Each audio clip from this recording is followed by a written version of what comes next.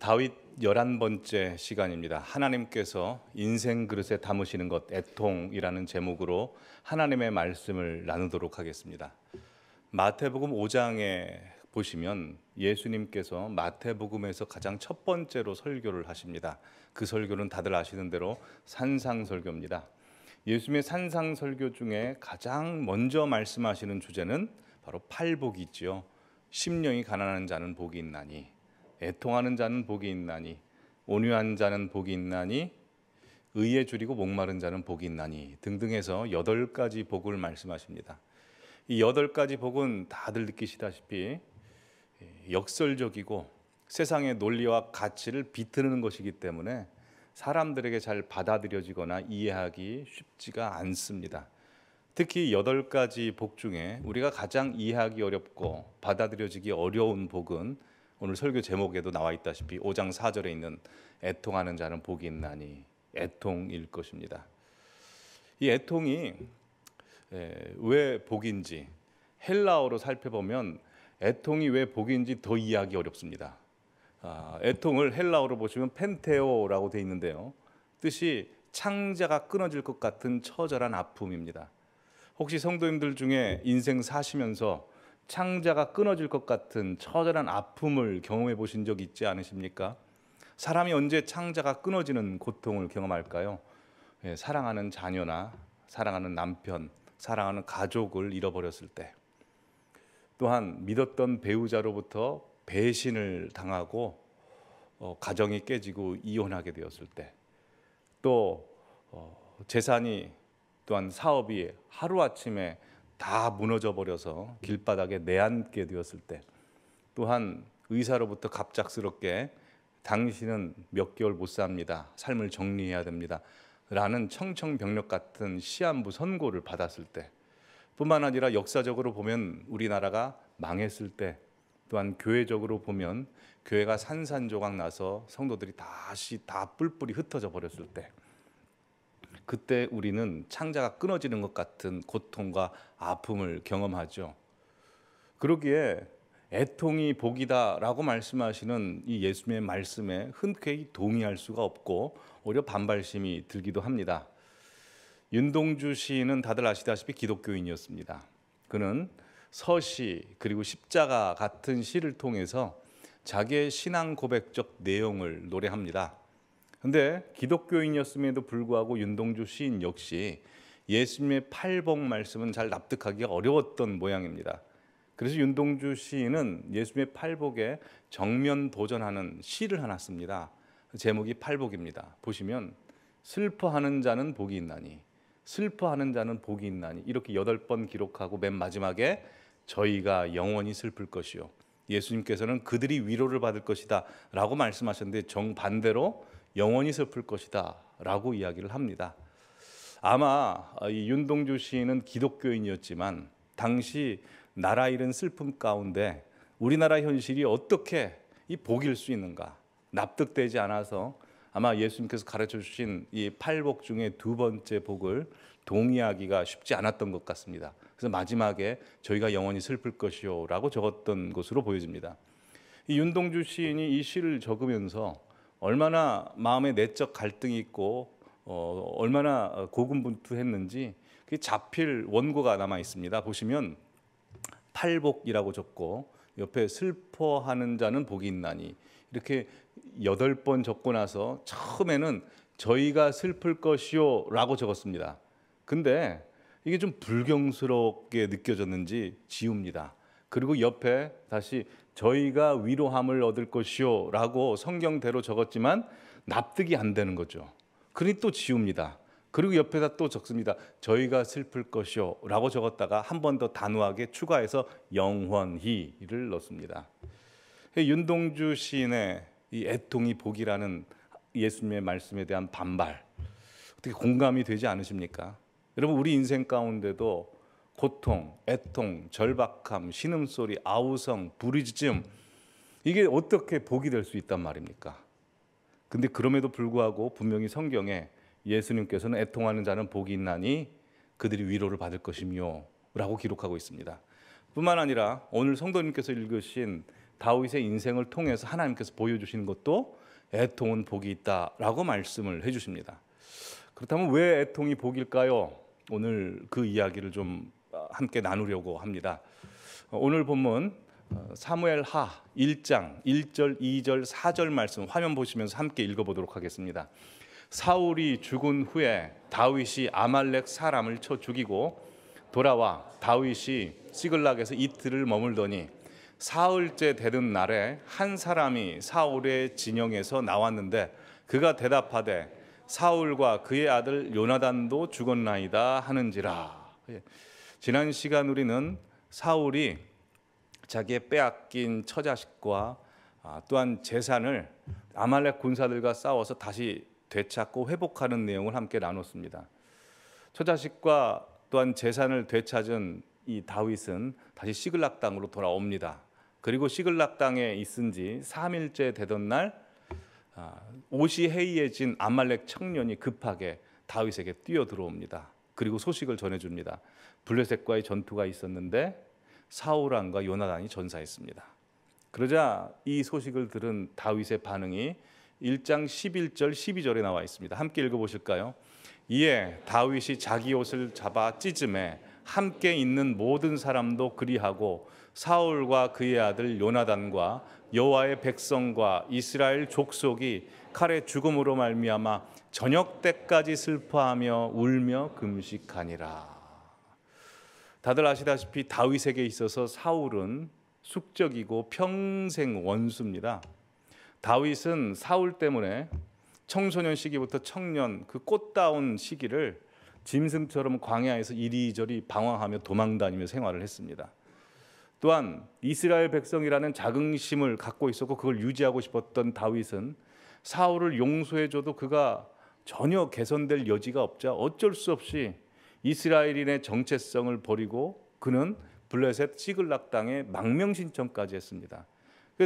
다윗의 인생은 사울 때문에 완전히 망가져 버린 거죠. 근데 자신의 인생을 망가뜨린 사울이 죽었다는 소식을 들었습니다.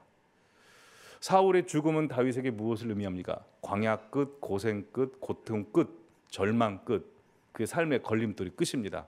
그러면 그때부터는 평안이고 자유고 그의 인생길이 활짝 열린 겁니다. 우리가 사는 이 세계는 경쟁의 세계입니다.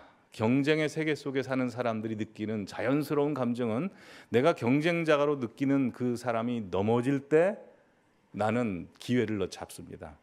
경쟁자라고 느껴지는 사람이 나보다 앞설 때 나는 기회가 박탈됩니다. 경쟁자라고 느껴지는 사람이 잘 못 되고 안 되면 내게 행복이고 기쁨이고 경쟁자가 나보다 더 좋은 것을 얻게 되면 나는 상대적인 박탈감과 패배감을 갖게 됩니다.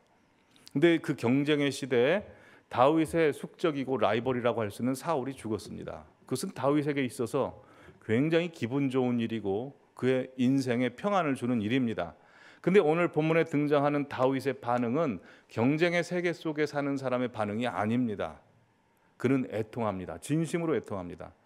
혹자는 다윗의 이런 사울의 죽음에 대한 애통이 어떤 정치적인 퍼포먼스 액션이라고 이야기하는데 그렇지 않습니다. 사무엘상부터 사무엘하 쭉 보십시오. 다윗이 사울에 대하여 가졌던 일련의 자세와 태도를 보면 그는 사울을 정말 존중했습니다. 여호와께서 기름 부으신 자로서 죽일 수 있지만 두 번 죽이지 않았고 또한 여러분 자신의 정체성을 포기하고 블레셋에 망명신청할지언정 사람이 몰리면 그냥 그 적이라고 생각하는 사람을 공격하죠. 자기의 정체성을 포기할 리가 없습니다. 근데 다윗은 자기 정체성을 포기할 정도로 사울을 그렇게 존중해 줬습니다. 그래서 블레셋 땅에 망명신청하는 거 아닙니까? 또한 오늘 본문뿐만 아니라 사울의 가족들을 정말 극진히 대우해 줍니다. 오늘 본문에 나오는 다윗의 애통과 사울에 대한 애도는 진심입니다. 자, 그렇다면 다윗은 자기의 인생을 망가뜨리고 고통을 준 사울의 죽음에 대해서 어떻게 진심으로 애통할 수 있을까요? 그것은 다윗은 경쟁의 세계 속에 살고 있었던 사람이 아니라 하나님의 은혜의 세계 속에 살고 있었던 사람입니다. 여러분 다윗의 인생을 보면요, 하나님께서 다윗의 인생 그릇 안에 가장 먼저 담아주신 것이 무엇이냐면 은혜입니다. 그리고 다윗의 인생 가운데 가장 많이 담아주신 것도 은혜고 앞으로도 계속 담아줄 것도 은혜입니다. 아무도 거들떠보지 않고 아버지도 거들떠보지 않았던 그 양을 치는 목동 다윗을 하나님은 주목하시고 은혜를 베푸셔서 왕으로 세우십니다. 다윗이 골리앗과 상대가 되지 않은 싸움을 할 때도 하나님께서는 그에게 특별한 능력을 주셔서 이기게 하십니다. 또한 사울에게 쫓겨다니며 전전긍긍하며 10년 이상의 광야 생활을 할 때도 하나님께서 그를 특별히 보이지 않는 천사를 보내시고 생명 싸개 속에 그를 감추고 보호하시사 그의 생명을 해하지 못하도록 머리 털끝 하나로 건드리지 못하도록 만드십니다. 하나님은 다윗에게 은혜를 듬뿍 주셨고 다윗은 그의 인생 그릇 안에 하나님의 은혜를 다 담았습니다. 여러분, 우리가 하나님의 은혜를 우리 인생 그릇 안에 많이 담으면 어떤 일이 벌어지는 줄 아십니까? 우리 그릇이 커져 버립니다. 제 말이 아니고요, 성경에 그렇게 기록되어 있습니다. 고린도후서 9장 8절 말씀 함께 읽겠습니다. 하나님이 모든 은혜를 너희에게 넘치게 하시나니 이는 너희로 모든 일에 항상 모든 것이 넉넉하여 모든 착한 일을 넘치게 하려 하심이라. 자, 은혜를 우리에게 넘치게 주시는 목적이 무엇입니까? 모든 일에 모든 것이 넉넉해지고 넘치게 됩니다. 즉 하나님의 은혜를 받게 되면 우리 마음 그릇, 인생 그릇 자체가 굉장히 넓어지고 커집니다. 그래서 오늘 본문에 다윗의 사울 죽음에 대한 애가와 조가를 보시면 다윗이 굉장히 큰 사람으로 보여집니다. 자, 19절 말씀 보시면 다윗이 사울과 요나단의 죽음에 대해서 이렇게 노래합니다. 이스라엘아, 네 영광이 산 위에서 죽임을 당하였도다. 오호라, 두 용사가 엎드려졌도다. 지금 다윗은 요나단과 사울에 대해서 영광이라고 표현하고 있고 용사라고 표현하고 있습니다. 요나단은 정말 영광 같은 사람 맞습니다. 용사가 맞습니다. 그는 라이벌일 수 있는 다윗을 품에 안았고 다윗을 도와준, 그리고 용기가 백배한 사람입니다. 근데 사울은 안 그렇죠. 속이 밴댕이 속입니다. 속이 너무나 좁아서 자기에게 충성된 부하 다윗에 대하여 시기와 질투심을 가져서 잠을 이루지 못합니다. 그리고 실제로 다윗을 죽이고자 창을 2번 던지기도 합니다. 그리고 평생 다윗을 쫓아다니죠. 자기에게 충성스러운 부하를 죽이려고 하는 장수가 무슨 용사입니까? 그런데 다윗은 자기를 죽이려고 하는 사울에 대해서도 영광이다, 용사다라고 표현하고 있습니다. 23절 보시면 더 가관입니다. 사울과 요나단이 생전에 사랑스럽고 아름다운 자였다라고 이야기합니다. 요나단은 사랑스럽고 아름다운 자가 맞습니다. 그런데 다윗은 정말 사랑스럽고 아름답습니까? 누가 성도님들 뒤에서 막 뒷담화를 하고 욕을 하고 하지도 않은 일을 했다고 그러고 막 계속 눈치 주고 그런 사람이 있습니다. 근데 그런 사람을 향해서 너무 사랑스럽습니다, 너무 아름답습니다 라고 그렇게 이야기하실 수 있겠습니까? 그렇게 이야기하는 내가 너무 가식적이죠. 그렇지 않습니까? 근데 오늘 본문의 다윗은 사울에 대해서 사랑스럽다, 아름답다라고 표현을 합니다. 24절엔 또 이렇게 이야기합니다. 이스라엘 딸들아, 사울을 슬퍼할지어다. 그가 붉은 옷으로 너희에게 화려하게 입혔고 금 놀이개를 너희 옷에 채웠도다 라고 이야기합니다.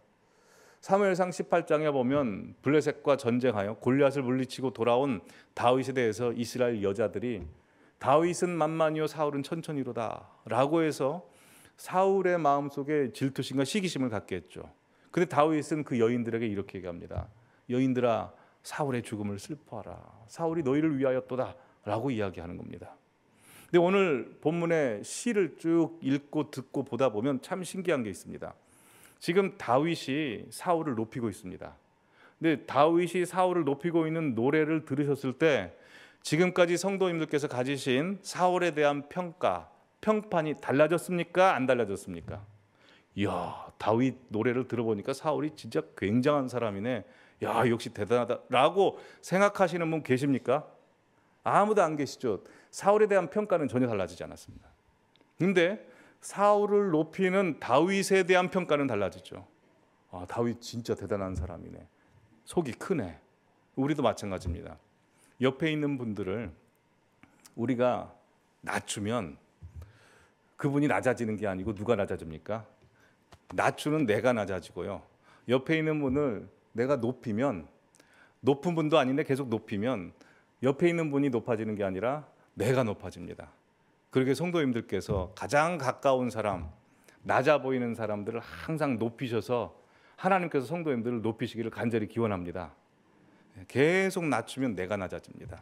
근데 사실 남 높이기 쉽지 않습니다. 그게 자연적으로 되지 않습니다. 다윗은 높입니다. 어떻게 높일 수 있었을까요?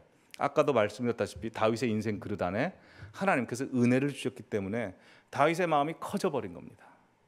그래서 높일 수 있습니다. 그러기에 우리는 하나님께서 계속해서 날마다 우리에게 부어주시는 은혜를 잘 담아야 됩니다. 은혜를 담고 담다 보면 은혜가 더 풍성해져서 우리 인생 그릇이 더 넓어집니다. 우리 성도님들 한 분 한 분의 인생 그릇이 굉장히 커지시기를 간절히 기원합니다. 이렇게 하나님께서 우리에게 가장 먼저 담으시는 것은 바로 은혜입니다. 팔복에 처음 이렇게 예수님이 선포하시죠. 심령이 가난한 자는 복이 있나니 천국이 저희 것이며, 은혜를 담으시는 겁니다.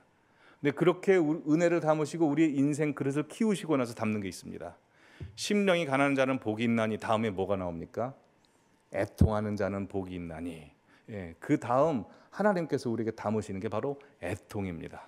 그럼 왜 하나님께서 우리 인생 그릇 안에 은혜만 담으시면 좋을 텐데 왜 애통을 담으실까요?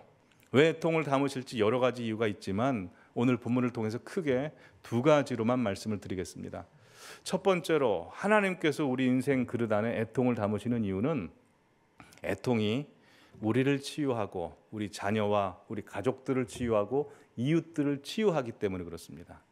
여러분, 애통의 시간, 애도의 시간은 과거를 정리하고 미래로 나아가게 합니다. 그래서 이런 이야기가 있더라고요. 애통과 애도는 이전 페이지를 넘기고 다음 페이지로 넘어가는 과정이다라고 이야기했습니다. 지금 이스라엘 백성들은 왕을 잃어버렸습니다. 그 왕이 선하든 악하든 좋든 싫든 간에 어쨌든 한 나라의 왕은 아버지와 같은 존재이기 때문에 아버지를 잃은 것 같습니다. 큰 슬픔 가운데 있습니다. 애통 가운데 있습니다. 여러분, 사람은 고통은요, 아픔의 시간을 보내야죠. 욥기 1장에 보시면 욥의 자녀들이 하루아침에 다 죽습니다. 얼마나 창자가 끊어지는 고통입니까? 그럼에도 불구하고 욥은 욥기 1장 21절에서 하나님을 찬양합니다. 주시니도 여호와시요 취하시니도 여호와시니 오직 하나님만 찬송 받을지어다. 정말 최고의 찬송, 정답의 찬송입니다. 근데 그러고 욥기 1장으로 욥기가 끝나질 않습니다. 욥기가 몇 장까지 이어집니까? 42장까지 이어지죠. 42장까지 쭉 이어지는데 왜 그때까지 이어집니까? 욥의 탄식, 절망, 한숨, 신음소리, 절망소리, 고통소리, 그 시간을 보내야 되기 때문입니다. 고통과 아픔은요, 정답이 해결해 주지 못합니다. 머리가 해결해 주지 못합니다. 가슴에서 시간을 보내야 됩니다. 만약 가슴에서 시간을 보내지 못하면 어떻게 될까요? 사람이 자꾸 가면을 쓰게 되죠. 가면을 쓰다 보면 속은 문드러지고 썩어갑니다. 20세기 최고의 기독교 변증가요, 철학가요, 영미 문학가요, 사상가였던 C.S. 루이스가 있죠. 이 C.S. 루이스는 8살 때 그 어린 나이에 어머니를 잃습니다. 8살 때 어머니는 우주입니다. 모든 것입니다. 그러니 자신의 모든 것을 상실했죠. 큰 충격이었고 고통이었을 것입니다. 근데 C.S. 루이스는 어려서부터 명석했기 때문에 이 슬픔이 자신에게 다가오면 자신의 인생이 굉장히 고통스럽다는 것을 알기에 자기 방어 기제가 동원된 것 같습니다. 슬픔을 받아들이지 않기로 합니다. 눈물을 흘리지 않기로 합니다. 그래서 그는 머리는 굉장히 똑똑해서 세계적인 석학이 되지만 거의 60 되도록 혼자 삽니다. 연애하지 않습니다. 왜냐하면 감정을 다 밀어내기 때문이죠. 그러다가 이제 56세, 54세 그때쯤에 조이라는 여성을 만나게 됩니다. 화면 보시면 이 여성인데요. 한 10살 이상 13살 차이 정도 난 것으로 보입니다. 당시에 C.S. 루이스는 세계적인 석학이기 때문에 사실 사람들이 쉽게 다가오질 못했습니다. 그런데 이 조이라는 여성은 좀 거침이 없었던 모양입니다. 자유분방했던 모양입니다. 그래서 세계적인 석학인 C.S. 루이스를 만나면 사람들이 다 떠받치는데 이 여인은 그러지 않았던 겁니다. 그냥 막대한 겁니다. 어떻게 당신은 슬픔도 모르고 고통도 모르고 눈물도 모르고 기쁨도 모르고 추억도 없느냐. 인생 헛살았다. 이렇게 인생 살면 안 돼. 막대해버리니까 오히려 C.S. 루이스가 매력을 느낀 것 같습니다. 그래서 이제 사랑을 하게 되고 그 여인과 이제 연애를 하고 이제 결혼을 하게 됩니다. 그리고 나서 기독교로 개종해서 자신이 비기독교인이었다가 기독교인이 돼서 쓴 책이 있습니다. Surprised by Joy입니다. 그 예기치 않은 기쁨. 조이라는 여성을 만났는데 예수님을 만난 기쁨을 비유해서 쓰죠. 근데 참 안타깝게도 그 조이라는 여성이 골수암에 걸립니다. 그래서 1년 시한부 선고를 받았는데 3년 2개월밖에 살지 못합니다. 투병 생활을 하고 이제 천국에 갑니다. C.S. 루이스가 이렇게 이야기합니다. 3년 2개월의 투병 생활은 나에게 가장 기쁨이었다. 그리고 지금까지 경험하지 못한 세계를 경험하게 해주었다라고 이야기를 합니다. 그리고 그 이후에 나오는 C.S. 루이스의 작품을 보면 인간에 대한 이해가 굉장히 깊습니다. 슬픔과 아픔과 감정을 느끼는 시간을 가졌기 때문이죠. 여러분, 사람이 언제 잔인해지는 줄 아십니까? 아픔을 느끼지 못하면 잔인해집니다. 히틀러가 어떻게 600만 명이나 되는 유대인들을 죽일 수 있었을까요? 명령을 내리는 자와 그걸 실행하는 자를 분리시켰습니다. 그래서 사무적으로 그 일을 처리하게 하니까 사람이 굉장히 냉정해져서 잔인한 일을 함에도 불구하고 잔인한 줄 몰랐죠. 사람이 언제 잔인성이 해체됩니까? 아픔을 느낄 때 잔인성이 해체됩니다. 아픔을 느끼면 잔인해지지가 않습니다. 엄마들이 그렇지 않습니까? 우리 교회 여성 성도 여러분, 우리 성도님들께서 엄마들이신 분께서 자꾸 아프다고 그러십니다. 근데 보면 우리 교회 성도님들 되게 품격 있으시고 여성분들 아름다우시고 우아하시고 다 그러시지 않습니까? 근데 아프시다고 그래요. 왜 아프시냐고 보면 자녀들 때문에 아프다고 그럽니다. 그럼 자녀들이 얼마나 못나서 그렇게 아프실까? 그래서 자녀들을 보면 또 잘났습니다. 문제 없고 아주 멀쩡하고 다 준수하고 잘생기고 아름답고 그렇습니다. 근데 자녀들 때문에 아프대요. 근데 아프다고 그러시는데 참 신기합니다. 그 엄마의 아픔 때문에 자녀가 살아요. 자녀가 사랑을 받고 치유가 됩니다. 엄마의 눈물 때문에 참 희한합니다. 오늘 다윗도 그렇습니다. 이스라엘 백성들이 어쨌든 왕이었던 사울을 잃게 됩니다. 한 나라의 왕, 대통령이 죽어도 모든 국민들이 애통해 하는데 40년 동안 통치한 왕이 죽었으니 그 백성들의 마음이 얼마나 고통스럽고 아프겠습니까? 다윗도 쫓겨다녔지만 하나님이 세우신 자가 블레셋 사람에 의해서 죽임을 당한 것을 보고 너무나 고통스럽고 아팠습니다. 다윗이 애가를 지어서 이렇게 고통스러워하고 슬퍼하니까 다윗이 슬퍼하는 모습을 보면서 이스라엘 백성들이 치유함을 얻습니다. 그래서 나중에 이스라엘이 두 쪽으로 나눠집니다. 솔로몬 이후에 남쪽에는 르호보암, 북쪽에는 에브라임 지파의 여로보암이 왕이 되죠. 근데 이스라엘 12지파 중에서 10지파가 에브라임에 속합니다. 근데 딱 한 지파만 남유다에 속합니다. 어느 지파가 남유다에 속한 줄 아십니까? 사울의 지파, 베냐민 지파만 남유다에 속합니다. 왜요? 애통의 힘, 애도의 힘이 이렇게 무섭습니다. 다윗이 애도해 줬기 때문에 베냐민 지파가 유다와 함께 해주는 겁니다. 이병욱 교수님이라는 분이 계십니다. 그분이 의사신데요. 이병욱 장로님이 이런 책을 씁니다. 울어야 삽니다. 울어야 삽니다라는 책을 쓰는데 이 책에 이런 말이 기록되어 있습니다. 몸에 쌓인 독소를 해독시키는 것은 눈물입니다. 눈물은 우리 마음속에 깊숙이 감춰져 있던 감정의 응어리들을 풀어가는 열쇠입니다. 그래서 눈물은 곧 치유와 회복으로 가는 관문이 됩니다. 라고 됩니다. 눈물은 하나님이 우리에게 주신 하나님의 마음이고 선물입니다. 그래서 참 눈물은 희한한 힘이 있어서 눈물을 흘리게 되면 딱딱한 마음, 응어리진 마음들, 병든 마음이 그 눈물로 치유되게 되죠. 예수님의 눈물로 우리가 치유되는 건 아닙니까? 그러게 애통하는 자는 복이 있습니다. 왜냐하면 하나님의 위로가 저들에게 있기 때문입니다. 자, 두 번째로 왜 하나님께서는 우리 인생 그릇 안에 애통을 담으실까요? 이게 중요합니다. 하나님께서 우리 인생 그릇 안에 은혜만 담으시는 것이 아니라 은혜를 담으셔서 우리 인생 그릇을 크게 하시고 그 다음 애통을 담으시는 이유는 하나님의 애통이요 예수 그리스도의 애통이기 때문에 그렇습니다. 아까 헬라어로 애통이란 단어를 기억하십니까? 펜데오라고 해서 창자가 끊어질 것 같은 처절한 아픔이라고 했습니다. 근데 이걸 히브리어로 옮겨보면 패사흐가 고통, 애통이란 뜻입니다. 이 패사흐란 단어는 6월절에서 왔습니다. 패스오버, 패사흐입니다. 근데 6월절이 왜 고통일까요? 6월절에 고통당한 사람이 누굴까요? 애굽 사람들이죠. 애굽의 장자를 잃었습니다. 즉 패사흐라는 단어는 자식을 잃은 슬픔을 이야기합니다. 성경 인물들을 보시면 하나님께서 성경 인물들을 통해서 우리가 얼마나 하나님 앞에 헌신하고 순종하면 복을 주시는지 그걸 우리에게 가르쳐주기 위해 성경 인물을 주시지 않았습니다. 사실 그건 부수적인 내용이고요. 성경에 나온 인물들 그리고 기독교 역사에 나온 모든 인물들을 하나님께서 우리에게 주신 목적은 그 인생 자체를 통해서 예수 그리스도를 드러내게 하기 위해서입니다. 몇 가지 예를 들어보겠습니다.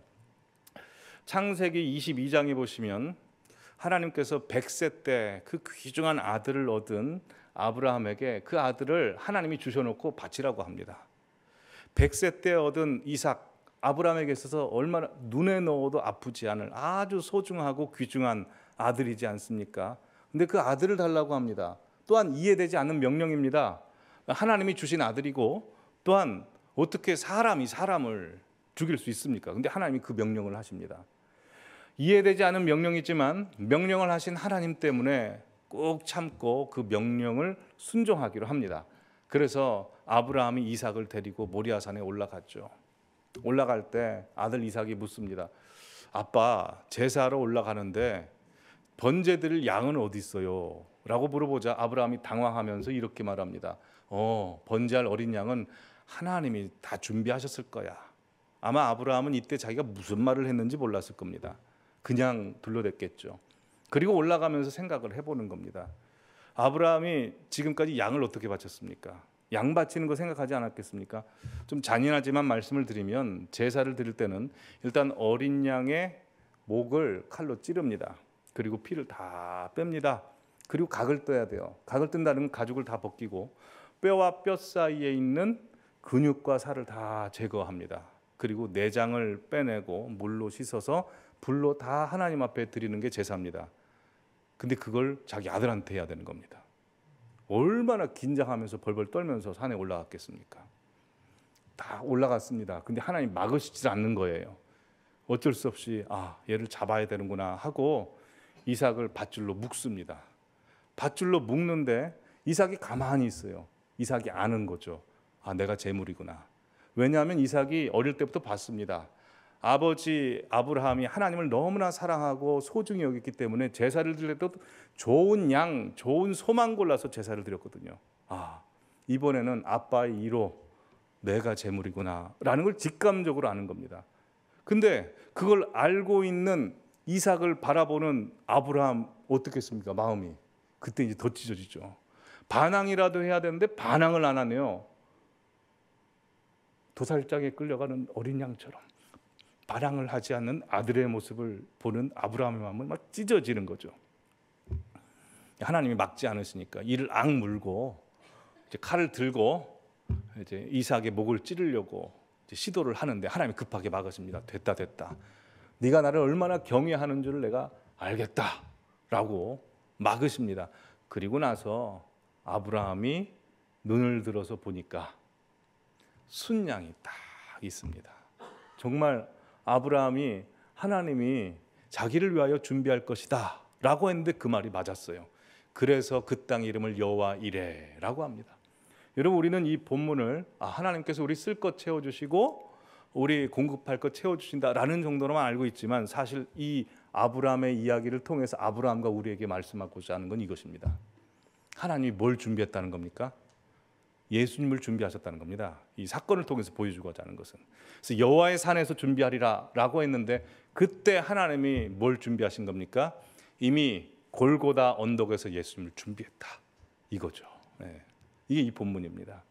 근데 아브라함의 인생을 통해서 이렇게 예수 그리스도 하나님 아버지의 고통, 애통을 드러내시는데요. 다윗도 마찬가지입니다. 근데 다윗은 아주 처절한 가운데 하나님께서 이 사건을 드러내십니다. 다들 아시다시피 다윗은 밧세바를 간음했습니다. 아주 악독한 짓을 했습니다. 하나님께서 다윗을 그래도 불쌍히 여기셔서 나단 선지자를 통해서 그 죄를 고발하십니다. 그러자 다윗이 12장 말씀 보여주시면 회개합니다. 나단에게 이르되 내가 여호와께 죄를 범하였습니다. 죽을 죄를 졌습니다. 라고 하자 나단이 다윗에게 여호와께서 당신의 죄를 사하였으니 당신 죽을 죄 졌지만 죽지 않을 겁니다. 그리고 14절에 이 말을 합니다. 이 일로 말미암아 여호와의 원수가 크게 비방할 거리를 얻게 하였으니, 사단이 여호와를 비방할 거리를 얻게 했다는 겁니다. 우리의 죄가. 그랬으니 당신이 낳은 아이가 그냥 죽으리라가 아닙니다. 반드시 죽으리라 라고 이야기를 한 겁니다. 예수 그리스도를 예표한 것이죠. 자신의 아들을 살리려고 다윗은 이때부터 눈물로 침상을 띄울 정도로 회개하고 식음을 전폐하고 금식하면서 기도를 합니다. 근데 그렇게 기도했음에도 불구하고 아들이 죽습니다. 근데 참 희한하게도 그동안 애통하며 기도하고 금식했던 다윗이 갑자기 몸을 씻고 머리에 기름을 바르고 의복을 갖춰 입고 얼굴을 환하게 하고 음식을 먹습니다. 사람들이 이상하게 여기죠. 아니, 아들이 죽었을 때 왜 애통하냐? 다윗이 애통할 수 없습니다. 왜 애통할 수 없는지 아십니까? 그 애통은 하나님 아버지 애통이 되었기 때문입니다. 다윗을 살리기 위해서 자기 아들을 죽이셔야 되는 하나님의 애통이었기 때문에, 그걸 아는 다윗은 애통하면 안 됩니다. 왜요? 하나님의 애통이고 다윗은 구원이기 때문입니다. 다윗의 인생을 통해서 그걸 보여주시죠. 오늘 본문도 똑같습니다. 오늘 본문에 사울이 죽자 다윗이 애통합니다. 이 애통은 다윗의 애통이 아닙니다. 하나님의 애통입니다. 하나님이 사울을 사랑하셨습니다. 사무엘상 15장 보시면 하나님이 사울을 버렸다고 말씀했습니다. 왕위에서 폐위했다고 말씀하셨습니다. 그럼 16장에 가서, 사무엘상 16장에서 사울이 폐위되고 다윗이 왕이 돼야 되는데 사울이 폐위가 안 됩니다. 그리고 사무엘상 16장에 다윗을 기름 붓습니다. 왕으로 세울 거다라고 했으면 17장에 가서 다윗이 왕이 돼야 되는데 왕이 안 돼요. 그리고 사무엘상을 그렇게 쭉 보내고 사무엘하까지 갑니다. 왜 그랬을까요? 다윗을 왕의 수업을 시키기 위해서이기도 하지만 보다 근본적인 것은 잃어버린 사울을 기다리시는 거죠. 사울을 찾는 겁니다. 사울을. 청소년 시절부터 젊은 30대 중후반까지 제가 다윗과 사울을 비교해서 보면 저는 꼭 제 스스로 사울 같은 겁니다. 밴댕이 소갈딱지 같고, 또 죄 안 짓겠다고 그래놓고 또 실수하고, 또 다윗처럼 하나님의 영광과 성전만 막 살아가면서 하나님 중심이기보다는 내 중심이고, 보면 다윗 같고 싶지만 제 인생과 제 마음은 사울 같은 겁니다. 그래서 성경을 읽다 보면 다윗 중심으로 읽지 않고 오히려 사울에게 연민을 느끼면서 읽었습니다. 어떻게 그럴 수밖에 없는, 죄 지을 수밖에 없는 사울의 입장 이해하십니까? 저는 이해가 충분히 됩니다. 근데 오늘 본문을 보니 하나님께서 사울을 살리시려고 기다리실 뿐만 아니라 사울 같은 사람을 다윗으로 만들기 위해서 아들을 주시는 겁니다. 아들 예수 그리스도를 주시고 사울 같은 우리를 다윗 만들어 주십니다. 그리고 은혜를 주시사 하나님의 애통을, 즉 사울에 대한 애통을 우리에게 주십니다. 여러분, 이 세상에 사울 같은 사람들 참 많습니다. 자기 중심적인 사람들, 예수님을 받아들이지 않는 사람들, 자기가 왕인 줄 알고 사는 사람들, 하나님께서 애통하십니다. 오늘 본문은 이 땅의 수많은 사울을 향한 하나님의 애통입니다. 1998년도에 제 대학생 시절 때 주찬양 선교단에서 한 찬양집을 냅니다. 근데 하나님의 마음이라는 찬양인데요. 그 하나님의 마음이라는 찬양 가사를 보면 성부 하나님과 성자 예수님의 대화로 이루어져 있습니다. 한번 보시면 먼저 성부 하나님이 이렇게 말씀하십니다. 나의 마음이 아파오네. 나의 사랑, 내 생명, 인간들 나를 떠나 죄악에 배었네. 누가 나의 마음 위로할꼬. 나의 생명, 내 사랑, 인간들 날 버리고 죽음에 빠졌네. 하나님의 애통이죠. 근데 하나님의 애통을 예수님이 이어받습니다. 다음 보여주시면 예수님이 이렇게 말씀하십니다. 아버지 날 보내소서. 아버지 아픔 또한 나의 애통. 한 사람 또 한 사람 아버지 품에 인도하리. 이 찬양 한번 들어보시겠습니다.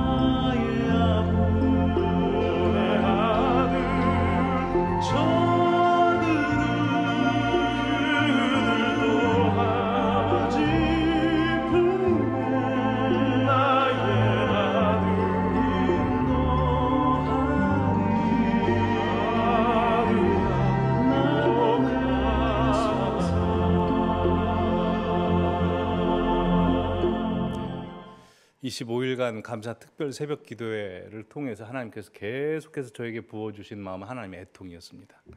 이 땅에 수많은 하나님이 잃어버린 사울들을 향한 하나님의 애통입니다. 하나님께서 성도님들의 인생 가운데 은혜뿐만 아니라 애통을 부어주십니다. 그 애통으로 나 자신뿐만 아니라 옆에 가족들, 이웃들 치유하라고 주십니다. 뿐만 아니라 하나님의 애통이 담겨짐으로 성도님들 한 분 한 분은 그리스도의 편지요 하나님의 마음입니다. 그러니 그 아버지의 애통과 슬픔을 갖고 계시는 분들은 잃어버린 수많은 사울들을 향해서 복음을 전하시기 바랍니다. 주님께서 원하시는 일입니다. 마지막 때라고 했고 주님 오실 날 멀지 않았다고 했습니다. 그 하나님의 예수님의 시급함과 그 임박성을 아신다면 우리가 마땅히 이 시간 해야 될 것, 지금 이 시대를 살면서 해야 될 것, 복음 전하는 것입니다. 그 은혜가 우리 성도님들에게 항상 있기를 간절히 기원합니다. 기도하겠습니다.